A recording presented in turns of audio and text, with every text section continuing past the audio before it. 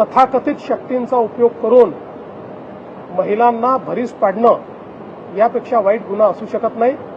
काही झालं तरी त्यांना त्याची शिक्षाही भोगावीच लागेल।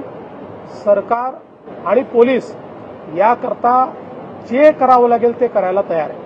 ज्या मंत्र्यांच्या फोटोसोबत त्यांच्या विरोधकांकडून राजीनामे मागितले जात आहेत, मग मी पुन्हा प्रश्न विचारतो तुम्हाला की ते तर ठीक आहे, कोणी कुठे भेटलं, कोणासोबत फोटो आहे, काय आहे, या तर गोष्टी असतात, कोणी कोणासोबत फोटो असू शकतो।